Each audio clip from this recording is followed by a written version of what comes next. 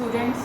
कई बार हमारे दिल में आता है कि हमने प्लेन कपड़ा डाई होते हुए तो बड़ी बार देखा है, जिसमें जो भी कोई कपड़ा है हमने उसको डायरेक्टली डाइंग पाथ में डाल दिया और वो सारा का सारा कपड़ा हमारे पास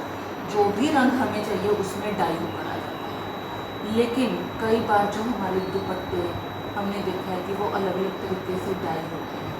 2 रंगों के डाई होते हैं, जैसे येलो के साथ ब्लू या वाइट के साथ नेवी, वाइट के साथ रेड, ग्रीन, कुछ भी जो भी हमें कलर्स चाहिए उसमें भी हमें क्या चीज़ करनी है। अगर तो हमें पूरे दुपट्टे में लेंथ वाइज स्ट्रिप्स चाहिए तो हमने दुपट्टे को लेंथ वाइज फोल्ड करना है। और उसके बाद जिस तरह मैं आपको सैम्पल के उस पर बता रही हूँ, अगर हमें सिर्फ 2 साइड्स पर हमें डाई चाहिए तो हमने कपड़े को इस तरह से फोल्ड कर लेना है और हमने कपड़े को जितना हमें डाइंग में बॉर्डर चाहिए हमें बस उतना उसको डिप कर देना है। डिप करने के लिए हम किसी भी चीज़ के साथ उसको पकड़ सकते हैं, ताकि छोटा कपड़ा तो बड़ा मुश्किल हो जाएगा, किसी भी डाइंग पार्ट में हमारे हीट लगने पर हाथ भी जल जाता है ना। तो हम किसी भी चीज़ के साथ हम उसको पकड़ सकते हैं, जैसे किचन में कई बार चिमटा वगैरह होता है, हमने उसके साथ पकड़ लिया, होल्ड कर लिया और हमने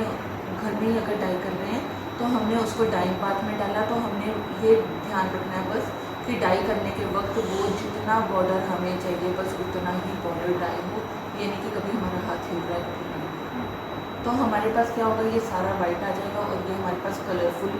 आ जाएगा और हमारा पूरा जो बॉर्डर है वो उसी लेंथ में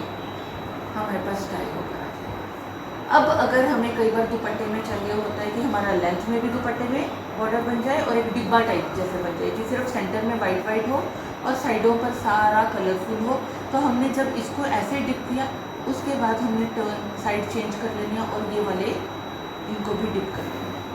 कॉर्नर्स को। तो क्या होगा, जो बीच में हमारे पास ये वाइट एरिया रह गया ये वाइट हो जाएगा और सारे जो बॉर्डर्स हैं वो हमारे पास कलरफुल आ जाएंगे।